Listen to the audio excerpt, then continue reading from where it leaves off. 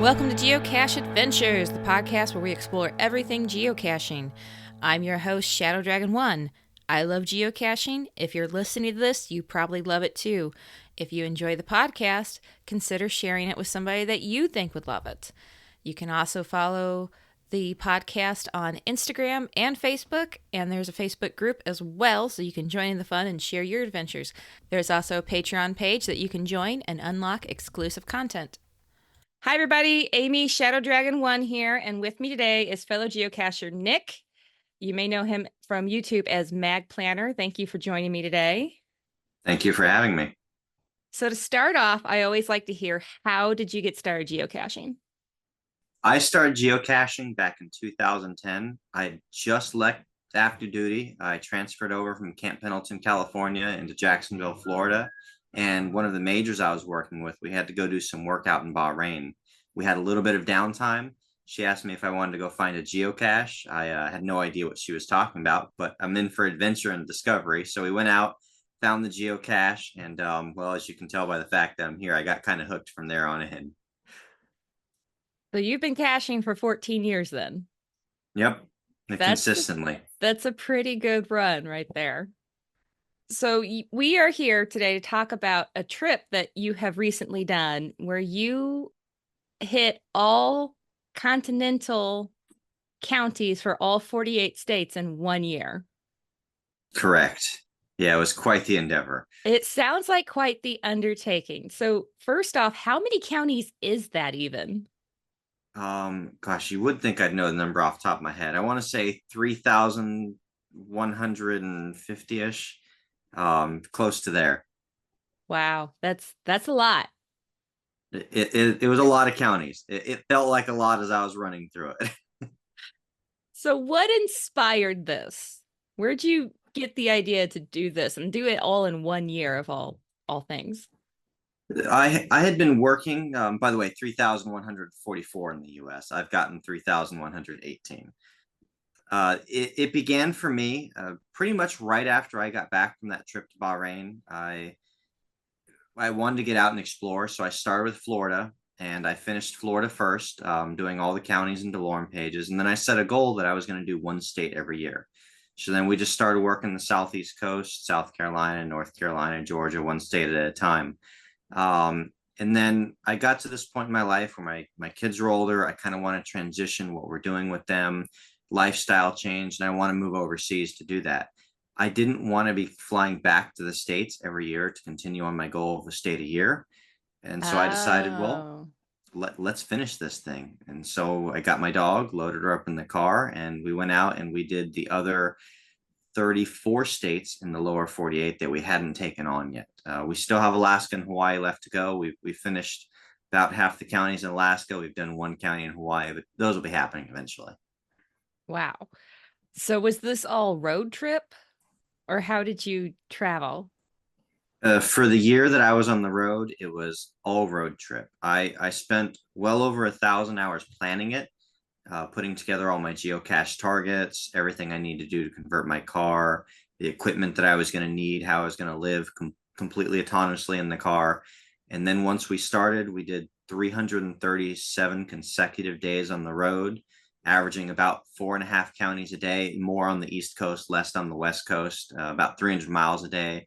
And we just kept moving through it, sticking to the plan that we'd created and making it happen day after day. So let's talk about the planning here. This is a huge undertaking. And as you said, you put a lot of planning into it, but what kind of planning do you have to do for this? There was a lot of things happening at the same time. I was not only planning this trip, but at the same time, I was also planning on replacing myself, my position at work. I was in the middle of selling my house, acquiring property in Japan. And so all of those things were all kind of happening at once. But just focusing on the trip itself, I decided I was going to do a YouTube series. So I knew that I needed all the audio and video equipment I was going to need to support that. So I had to do a lot of research to find out what equipment I was going to need and then field test it all. On the target side, that was actually the easier part of the planning because I have years and years of experience planning geocaching trips.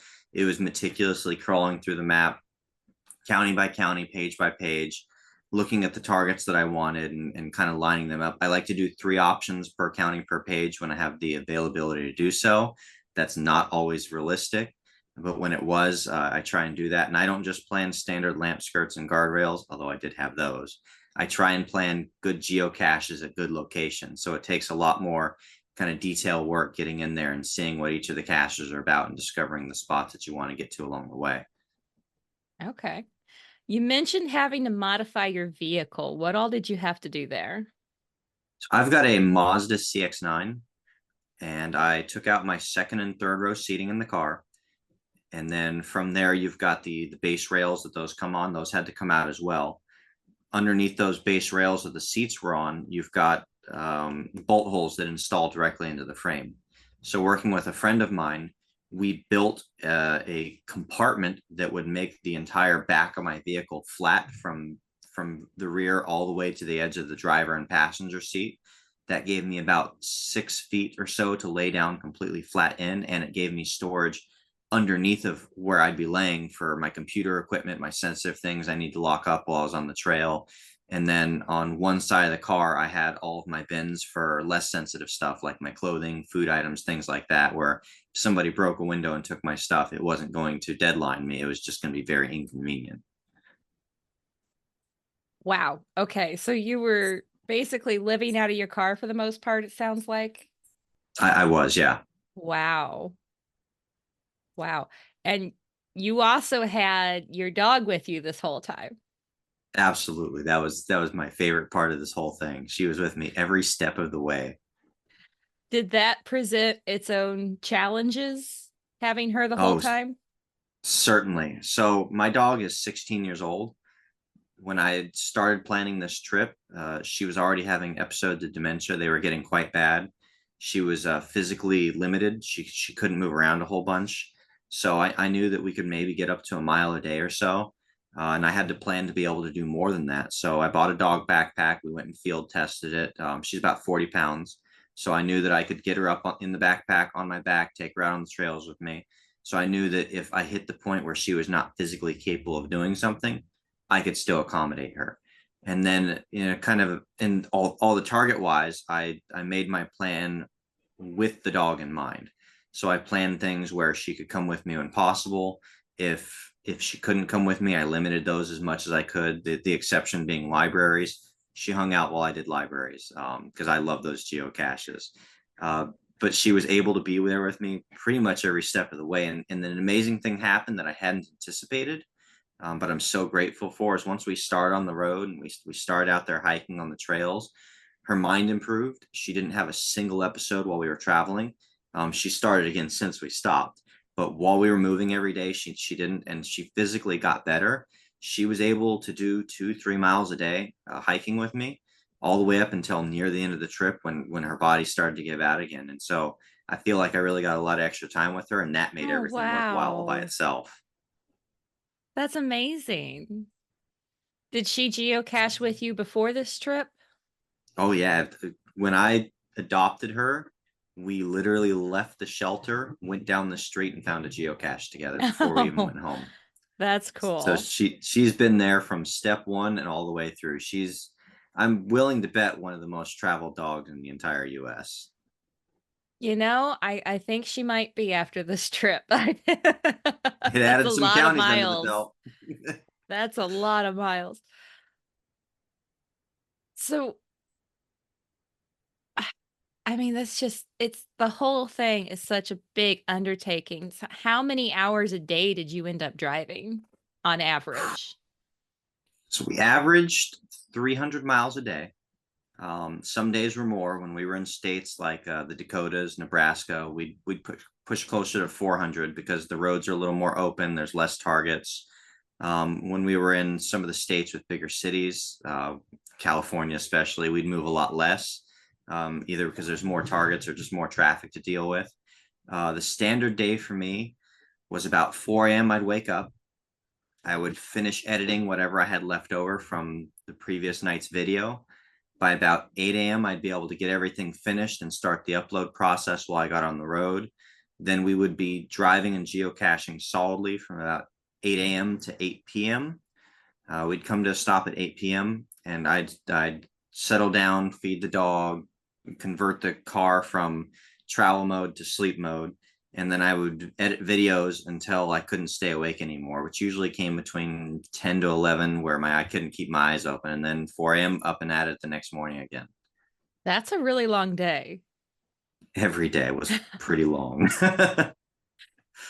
Wow, that's dedication. Did you run into any issues with your equipment while you were doing all this? Yes. And when you're creating a plan, you try and plan for the unknown knowns and the known knowns, and everything that you can possibly think of. You try and come up with, well, what am I going to do if this occurs? So I had within the vehicle, I had spare fuses, I had spare tire, equipment to be able to change out those things. For my electronics, I had two of almost everything. So if one of my cameras failed, I had a second one. If some of my audio equipment failed, I had other headsets, other microphones, spare battery packs, spare generator. The only thing I really didn't have a duplicate on was my laptop. That was a critical point of failure. If my laptop itself were damaged or stolen, I would have been in a hard spot. And at one point or another, I pretty much ended up using my secondary equipment while I worked on my first equipment. And the hardest hit of that was coming into Texas in early December. All the electrical on my vehicle failed. And so Oh, I'm living out of my car. I'm charging my phones every day. I'm running my laptop, my internet. And so a complete electrical failure in the car is a showstopper. So I had my generator and I had extra battery packs. And so I knew that I could power myself for a few days, being very conservative. And I did. And I limped my way into Texas on red line on all my power supplies, and just barely was able to get my car into the shop to get worked on while I recharged and revamped myself. wow. And how long did that repair take? It was only about 3 days. It wasn't too bad. Yeah, Okay. they did a good job. It's not horrible considering I know it gets pretty crazy when you start getting to wire harnesses and wiring issues on vehicles. When I was limping in, I knew that too, and I was just cringing as I was taking my vehicle. I'm like, please don't be too much. Oh, I bet. I bet. Because, in a lot of cases, when your car repair just gets to be ridiculous, depending on your car and your situation, obviously, sometimes it's just you have to make that choice of do I put the money into this car or do I look at getting something different? But for your situation, I imagine you couldn't really do that because you had to have the specific setup. If absolutely necessary, I could have gone to a rental and finished with it, but it would have been tough, particularly sleeping. Sleeping in the saddles, you can do it for a night, maybe two, and then at least at my age, you start to hurt in a lot of places. And so being able to go completely horizontal, it's a pretty big deal. Yeah. So let's talk about your YouTube channel because you did this really neat video series along the way. How long have you been YouTubing total?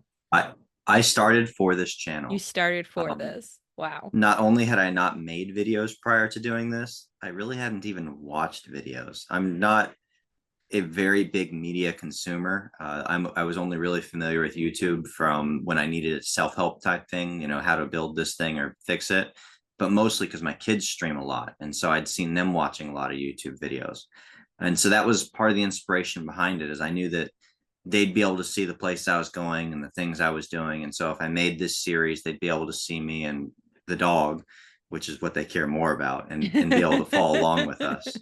And so that's really the first time I got into it. And so I watched a few uh, geocaching type channels. I watched a few other streamers just to see how they did things.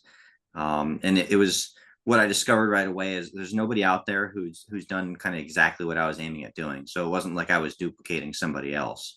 And then from there it was a learning process. If you watch my first 30 days of videos, you can definitely see the learning curve occurring in real time, and cut a little slack for me, please. But I think that we really started to get the hang of it after the first month or so, and it's something I really enjoyed, and something now that I'm planning on continuing to doing as I travel the world. I definitely understand that learning curve.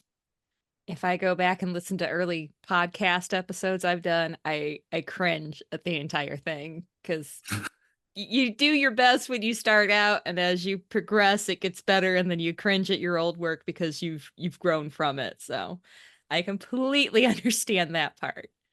But the only way to get better at anything is to do it. So it's just important, even if you're not good at something, just to keep trying and get there. Absolutely. For your videos, what kind of editing software did you end up using? I use Adobe Premiere Pro. Okay. I'm a big fan of the flexibility it offers. As far as video editing software, it has one of the steepest learning curves. There's a lot of stuff out there that's easier to learn to use, but there's not a lot of editing software I saw out there that has as much power and flexibility to give you so many different ways to do things. And that's what I wanted. It was that flexibility it offered to be able to do the picture in picture styles, or the transitions the way I wanted, or seam the videos together. Um, and yeah, I've tried a few other editors. They just weren't quite what I was looking for. I've started remaking all my thumbnails because I wasn't doing a good job of those in the field. They were time consuming, and I'm using Canva for that. And that's really good some thumbnail software. I definitely stand behind it. Okay. How many videos did you end up with for this series? I did daily videos that were only 1 day delay from when I was recording in the field to when they were releasing, all the way up until day 274. And that's when my dog got sick, and I kind of had to reassess what I was doing, and dial back a little bit to give her the time she needed. But I still ended up finishing the series, including my shorts, with 390 videos. If you include the full size videos, it was probably closer to about 340-ish, maybe. So quite a few. That's quite a few. And in a short amount of time too, because I know it can get really intense with some editing depending on what you're trying to do and how to make it happen. And I've talked to some YouTubers that their 5-minute video, they spent 10 hours editing down all this footage to get that. So I imagine it was a lot to do It that helps that I daily. wasn't doing a lot of graphical type stuff. So I wasn't having Yeah. the background sound effects and like the explosion things and that, because those are very time consuming. I tried just a few in a few of my videos, and for one effect, half an hour later, I'm still there messing with it. I don't have the time for that. Yeah. What was your favorite part about doing this whole adventure? Oh, hands down, the time I had with my dog. For people who aren't dog lovers, I don't know if they'll really understand it. But for me, when I adopted her, it was right after I left active duty, and she was kind of exactly what I needed in that transition in my life. And all she's ever wanted to do is be right there by my side, and she has been whenever I've been there. But I've been gone so much, whether it was sent overseas for one place or another, geocaching somewhere, going to work every day. And so this gave me an opportunity to just put all that to the side and say, hey, me and you've got the whole year with me, so let's spend that time together. And I really enjoyed it, and I could tell she really enjoyed that time we got together too. That's great. So we set this interview up. It's been a few weeks, but ironically, a few days ago, I was at a geocaching event in Chester, Illinois, and I was talking to the host, and he mentioned this guy who was doing all the counties that came through. I said, I think I know exactly who you're talking about. And he was talking about the video you did for Chester, Illinois, and he was so impressed with your video, and he thought it was much better than any of the tourist board stuff that they had put out there. So you've definitely made an impression with people on your videos. I love that one too. It's Chester the Sailor Town, and I definitely remember that entire day because Chester's just such an amazing town with all the Popeye statues spread all over, the geocaches that hinge on being able to look at them and get in the detail work for it. Um, and just the fact that they continue to add to it each year. When they continue to throw the festivals, they're adding a new statue each year. The town's coming together to do it. It makes for such an amazing place for people to come visit. It is a neat place.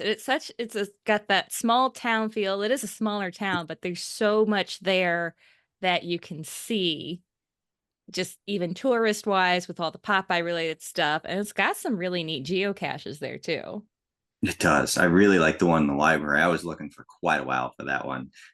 Oh, I didn't get to do that one when we were down on the weekend and we got there on Saturday after the library had already closed. So unfortunately, I didn't get to do that one, but we're hoping to do uh maybe a weekend or overnight trip and take my son with us this time. My husband and I went down for the St. Louis Area Geocachers Association picnic that they was held there recently, and he was with his grandparents that day. So we're hoping to take him down and show him all the Popeye stuff, and maybe hopefully then I can grab that one because I've heard that's a really great one to do. And I'm willing to bet you're going to go there and see stuff you didn't see the first time too. It's worth a Oh, revisit I'm for sure. sure. I'm sure. We were only in town for a few hours, and most of that was at the event. So I know there's a ton of stuff that we did not get to see. But along those lines, what are some of the memorable towns that you got to visit?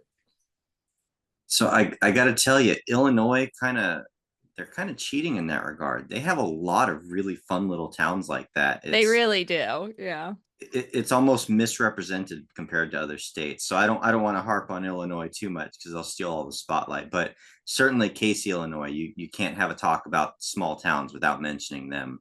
They have just some of the biggest things you'll ever see in a small town, They do. and And Moga was held there a couple years ago. And good that was the spot for thing, it. big thing, small towns. And I could not do it in one video. I had to break Casey up into two videos because it was just too much and I didn't want to cut the material. And I think it was worth it. They also have Metropolis, the home of Superman. So that's absolutely worth a visit. Moving over to Iowa, Riverside was just an awesome town to go through. That's the future birthplace of Captain James Tiberius Kirk. And Oh, the right. entire town has themed itself around it. And I mean, everything from the crosswalks being the Delta Shields, Enterprise flying through the park, and everything in between. There's so many little things to see there. And one I've always liked to bring mention to because it was one that blew my mind when I went there was Taylor, Nebraska. Very small town. It's barely a dot on the map, and yet when you go there, you're going to see people everywhere. They're looking in the shop's windows, in the park, and it's all plywood cutouts. There's over 200 plywood cutouts of people spread throughout Taylor, Nebraska, making it feel like it's a very busy small town. And when in reality, I never actually saw another person there, not a real person anyway. Wow. Oh, that's funny. I've never heard of that one. You put a map out on it, it's worth a visit. You won't regret it. Wow. Did you get to go to like some of the national monuments on your trip and do some sightseeing while you were going through? Absolutely. I tried to add as many of the national parks as I could. So I don't know if a lot of people know the difference. For the national monuments, those tend to be not like sightseeing touristy so much. They're like large swaths of land that focus on some kind of feature that they're trying to conserve. So, for instance, like the Organ Pipe National Monument, it's a huge area with nobody in it, and so there's not like one place you can focus on necessarily and say that's the national monument. It's the big area. So I went through a lot of national monuments, and there's certainly clips of them in a lot of my videos, but they don't really get focused on. The national parks get focused on a lot more because they have more distinct features or places that are more capture worthy for photos and videos that are easier to point out. So we did quite a few of those. Some of my favorites were Joshua Tree. Those have always been my favorite kind of tree, if you can really call them that. So that one I fantastic visit. And a bunch of others along the way. For the most part, I hit as many as I could. Although once I got to the back quarter of the trip after the dog got sick, I started cutting all of the national parks just because she couldn't handle any kind of hiking, and so the juice wasn't worth the squeeze with her. That's fair. What would you say is your favorite video? And I know there's a lot to choose from. There's definitely a lot. I want to say it's day 67. uh, Power Island.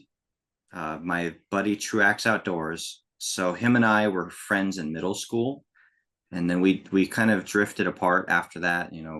Went our separate ways. Him around the U.S., me around the world, and we didn't talk all that much. We caught up occasionally, but then we got together for that trip, and I told him I was coming in. This geocache is pretty near your house, and I'd like to come do it. There's different ways to, but would you be interested in kayaking or canoeing? He said, well, I have a canoe and I love adventure. I'd love to do it with you. The deal was to hang out with him though, is of course I'm doing my YouTube channel, but he also does a YouTube channel. So he's like, anything that we do, you have to Oh. let me record and publish too. I'm like, all right. So we hopped in the boat, we paddled out there, and I feel like we got a good dynamic in the video of us together going out to do this. And it gave me so much experience moving forward into the rest of my series of what works and what doesn't work really well. And his tips helped a lot. And I discovered along the way that all of my best videos are all ones with people in it. As much as I wanted to feature the places, the people are what make the difference. So you feature a couple different geocachers in your videos. Are these geocachers you met along the way or ones that you knew previously? There's a little bit of both there. Um, it I When I would go on my state trips every year prior to this, I became known in my community for this thing. So every summer I'd send out, usually by April or May, I'd send out a list of, okay, for between June, July, August, I have these trips, 4 days, 5 days, 10 days, however many seats, first come, first serve. And within a week, I'd have all my seats filled for each of the trips. And then people would come out and we'd travel all around together. So some of those geocachers joined me on these trips as well. Skeletor 10, Me Mom, Sanferic, Inextricable Fate, all friends that are from those trips and from Jacksonville or Florida or that area. And we had a great time at it, but we also met a lot of geocachers along the way. For example, in Texas, we met tons of the Texas Geocaching Association folks, and they would hang out with us for the day and come give us kind of the locals tour. When we were in Grand Rapids, Michigan, a geocacher there, Geo Killian, reached out and he asked if he could come join me for a day. And so we geocached together. He ended up in some videos. And so some of it was planned ahead of time, some of it happened in the field. And whether they were new friends or old, they're all friends now. While you were going through different places, did you ever set up, or one of your friends that you knew in the area set up a meet and greet in the area to meet local geocachers, or did you just find events to meet people at, or how did that all come about? I was really bad about planning events on the front end. I planned the Yuma Swag Mega because my aunt and uncle lived near there. The timing was right. And so I knew that I could make that a break point and make that event happen. With the exception of that event, I didn't plan any through this trip. It was just too difficult for me to coordinate. What ended up happening instead is geocachers would reach out to me and they would ask if they could host an event. And I would tell them, I've got a pretty rigid schedule. Like I'm only like, this is the day or the 2 days that I have available. And they would work with me. And so ended up that they hosted a lot of events for the dog and I to come join. A lot of times during the weekdays or inconvenient times, but they were worked around our schedule to be able to host events. In Texas, they hosted a CETO and a regular event that was in both San Antonio and in Houston. Coming through Arizona, just finding our way, hosted a donut event for us when we came back out of the Swag Yuma Mega. Coming through Oklahoma, Tattoo Barbie, she hosted an event for us on our way back through over to Arkansas from there. And then there was a couple of geocachers, like in Washington, for example, they'd also offered to host us an event, and it was my fault that it wouldn't work because the timing I got ahead of schedule and it lined up right with the Geo Woodstock event. And so Oh, obviously that's the priority for any geocacher, 100%. But I was surprised that all those local events I attended, a lot of those were set up kind of on the fly from people who wanted to reach out and make it happen, not so much from my effort. that's pretty cool. Did you learn anything about the geocaching community from all this? I wouldn't say it was anything I didn't know, but it's definitely worth mentioning as a whole, the geocaching community is pretty fantastic. We have a ton of people out there in the community who are willing to go above and beyond to help out somebody who they see traveling through the area, whether or not it's just to offer them a place to sleep for the night or take them on a tour of the area or anything in between. And I really I didn't have any bad experiences with the geocachers. Everybody was fantastic. And every time somebody reached out and they wanted to meet up, if I had the opportunity to do so and the timing to do so, I tried to work with it, and we ended up making a lot of friends out of it. But yeah, it's a great community of people, and it's definitely, if folks out there aren't attending events and they're just out there finding geocaches, they're missing out on the other half of the game. Yeah, I haven't done too many events, but in the last year or so, I've been trying to attend more as schedule allows, and I'm finding the same thing. People are just so not. You walk up to pavilion full of strangers, and they're just always welcoming, and somebody will come over and start talking with you and start a conversation, and then you start recognizing faces as you go to events regularly, and it's pretty cool. One thing that kept happening to me at the Yuma Swag Mega is people would come up and they'd go, "Oh, you must be Aichan." They'd start petting her, and then they look at me and they go, "You're Mag, right?" Mission Oh, that's funny. accomplished. That's fun. The dog's famous, and you're along for the ride at this point. That's all I really You're wanted, doing was to all the share my work, but dog. she's the famous one, so. At 16 years old, that was a lot of work for her for sure. Oh, I mean, I can imagine. Yeah. That's It was funny, the things that because she doesn't really bark, but oh, she communicates. We would come up to the bottom of a hill for a trailhead, and she'd look straight up at the hill, and then she'd look over at me, and I could see the look on her face would be, "I'm not doing that. I don't know why you think I'm going to climb that hill." And so I'd have the dog backpack, and she'd tell me all I'd have to do is lay it down, and she'd either come over and lay on it, and she'd be like, "All right, let's do it," or she'd give me that look like, "No, I got this. I got this. I'm not doing that." It's amazing how much they can communicate with body language and their personalities that shine through. I have 3 dogs and a dwarf goat at home, and each one of them is just as unique as any person is. Absolutely. And her intelligence never ceased to amaze me. By the end of the trip, she had taught herself to roll down the windows in the car, open the doors, and operate the air conditioning. So I'd have to fight my Nice. dog over the AC in the car. That is hysterical. Wow, the one thing you're gonna get control of on your own in the car, and you don't even get to control it because the dog's figured it out. She'd push the button with one paw, and then she'd lay her paw out over the edge other side of the vent and lay her head across it. And this is so nice. That is funny. Do you have any advice for anybody that is thinking of undertaking a similar journey, or maybe not even the whole continent, but even just trying to do a state? Absolutely. So planning wise, what's most important if you're taking on something big like this or something in general is just to give yourself flexibility. Design your plan so that you know your major goals and you know what you have to accomplish, but give yourself room for things to go wrong and be able to fix it, or things that you can cut if you're running low on time, or places that you can go spend more time if you're ahead of it. But in the bigger picture, it's something I've tried to touch on often in my series, and in any podcasts I've done as well. It's that we as individuals are capable of accomplishing just amazing things. And most of the most amazing places and amazing things I've seen in my tour across the country were really the work of one person with a dream, goal, or vision that they wanted to make it happen. Sometimes they had a team of folks behind them that gave them support. Like in Riverside, that was one person who decided they wanted to make the town themed for Captain James T. Kirk. And they got the council on board, and the council supported them, but it was the division of one person.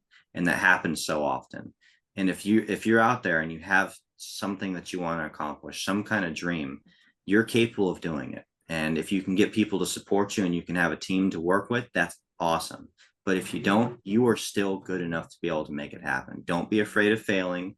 Don't be afraid of stumbling like I did on my first few videos. You're going to get better if you just work at it.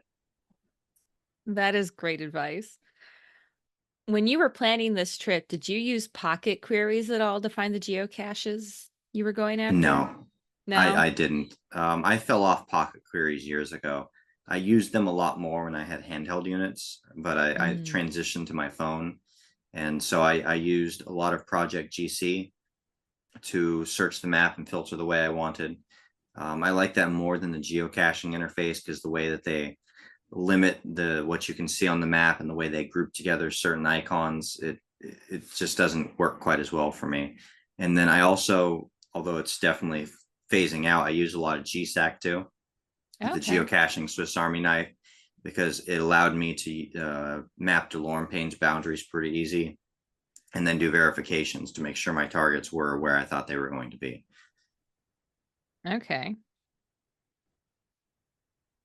So you have a cache highlight for us, and we've touched on this a little bit. It's Power Island GC35. Can you tell us more what this geocache was and what the adventure of finding it was like? Power Island. It's definitely one I will never forget. I like to pursue the oldest geocaches wherever I go, whether that be in a country or a state. So one of my goals on this trip was to find the oldest geocache in every state that I hadn't already done so. All I have left now is Alaska. Beside that, I've the other 49 states I've gotten the oldest. The most difficult of those, by far, is Power Island. To get to this geocache, you have to paddle out into Grand Traverse Bay, or get on a rental boat. There's ways to do that as well. But one way or the other, you have to get out on the water to get out there to the island. And none of the other oldest geocaches have that element to it. So already getting out there by itself, quite the endeavor to do. But being able to meet up with my friend who I hadn't seen in 20 years, hop in a boat together, paddle out on the water, survive, and be able to come and make that find together. It was such an amazing experience, and everything about it just paddling out near the edge of the island. It's so clear out there on the lake. You can see straight down below you, the fish swimming underneath the boat. You can see straight down to the sand. And then once you get onto the island itself, there's several geocaches there to be found, so you can keep yourself entertained for quite a while. But we were kind of in a hurry to get out there and find the one and get back, because by the time we had made the find, we could see the storm front coming in across the bay toward us, and so we knew Oh, that the longer we spent on that island, the more chance we had of paddling really rough waters on the way back. So it was hit the goal and let's get out of here before it gets dicey. And it was quite the day. so the cache has a DT rating of 3.5 1, and I'm a little surprised the terrain rating is only 1. Is that because when you get to the island, it's so flat, or what? Do you know? Like, how would you describe it? That's a common problem with a lot of old geocaches. The original, I'd say anything 2002 and earlier, the mindset on geocaching at that point was it's an outdoors game. If you're going to go find a geocache, you're already going to be marching through the woods, up the mountains, over the hills. And so a standard rating was 1 for like a mile hike, and you wouldn't see a terrain rating of like 3 or 4 unless you were climbing to the top of a mountain. They were very unforgiving with their ratings on that system. It wasn't until later Okay. that when we started having a lot more park and grabs where you saw it balanced to where it is now. So it's not completely surprising to see it rated as a 3-1, but do not take that as a good indicator. Even when you get to the island, you're definitely going to be doing some bushwhacking to get out there to that spot. And for us, because of where we landed our boat, we had to wade through the water about knee deep as well. So by no means is it. I mean, it should be a 5 all the way around. But let's say you catch a cruise out there and you're able to have somebody power you out in a boat, it should still be at least a 3-star terrain rating. Okay. How long did it take you to paddle across the bay to the island? It was I'd say it was probably close to an hour and a half of paddling to get out there. That's a good exercise. That's a Yeah, good workout alone. we felt it. At the end of that day, we were definitely both sore in the shoulders and ready for a rest. I imagine with 2 hours round trip of paddling. And this cache was hidden July 16th of 2000, according to the cache page. So it just turned 24 years old here. That's pretty impressive. It's hung in that long. There's not a lot of muggles that are coming by that spot. Well, I You're would not imagine randomly on not, that but island. there is weather. That's true. I would, just the elements and everything. Is it hidden in a way that's kind of protected from the elements? The camouflage job's pretty good, so it's not something you would really spot unless you're looking for it. And it's hidden up high enough that the island would have to be significantly flooded for it to start floating away. And Okay. if it got flooded to that level, the towns around the edge of the lake are definitely going to be feeling some real There's pain other there. issues going on then if it hits Yeah. that high. Okay. Okay. It sounds like an interesting cache, but my gosh, the why did you choose to kayak versus rent a boat per se? I, I much prefer to do things on my own power. I don't want to necessarily take the easy way. It wouldn't have been the same experience for me. And I do is I tell people I grew up in the desert and I really don't like the water. I don't like to get out in the pool and go swimming in the river. I don't trust the ocean at all. I don't understand people who like to go swimming in the ocean. Um, but I don't mind being on the water. On it is great. So if you're on top of it in a boat, I kayaked every waterway when I was living in Jacksonville, every single waterway within the city and around the city. I got out on my kayak and I did all of those, and I just love it. So being able to do that under my own power was definitely the way to go for Power Island, if at all possible. Wow. That in itself sounds like quite the undertaking, especially getting out there like that. And then you add it to this already intense trip. You did a lot, I'd say. It sounds like you kept yourself pretty busy. We were tired by the time we finished. Me and the dog both. We finished about 3 weeks early, and I went to my brother's house in Las Vegas, and once we like settled down, you could hear the dog just. Did she go in the kayak with you out to Power Island? She hates kayaking. We Okay. established that very early in our relationship. So my friend's daughter stayed with her all day and made sure that she was well taken care of. My other dog, he actually likes getting in the boats and kayaking with me, but she tells him he's an idiot for doing that, and she wants nothing to do with it. That's fair. Is there anything else about your trip or geocaching or your YouTube channel that you'd like to share with us? So I did my series finale video. It was a YouTube live. Ended up being about an hour and a half. In that video, I have compiled a bunch of links, my top 10 favorite videos from the trip, geocaching podcasts I've been featured in, including this one. There will be a link to this one in the description as well. And although it's the series finale, it's definitely not the end of us traveling and bringing videos to the geocaching community. I've really enjoyed it, and I think I'm in a unique position now where, having finished the US, I'm going to begin focusing overseas. I'm currently living in Japan, and it's a great jump off point to visit a lot of Asian countries with very easy access.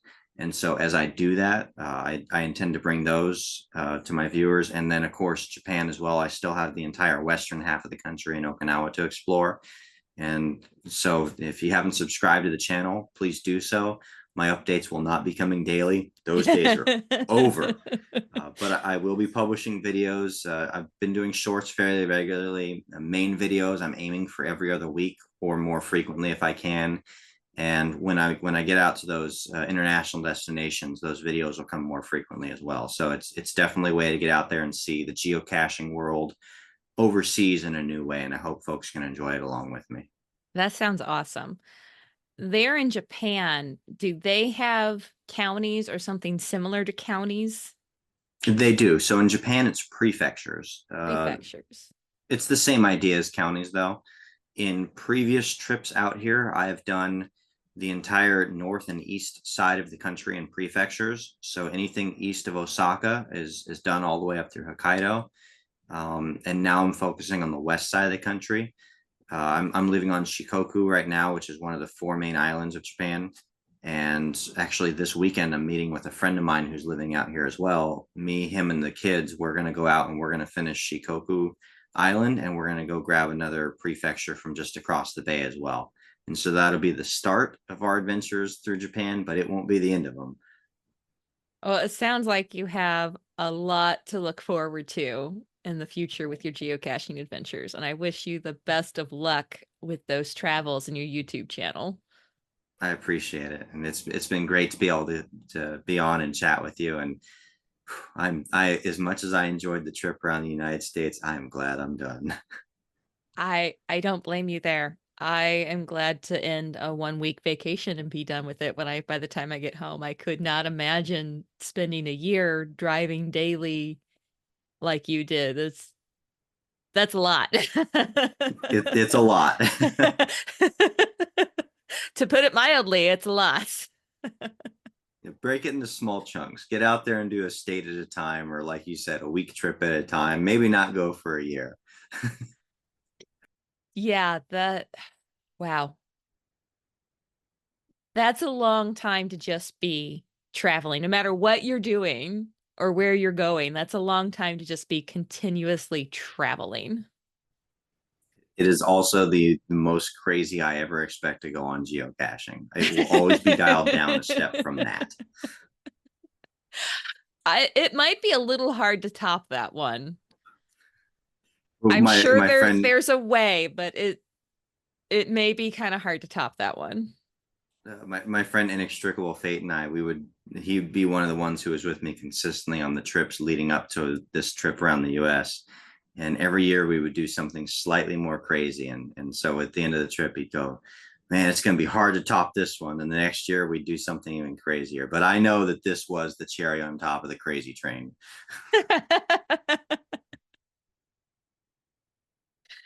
Oh my gosh.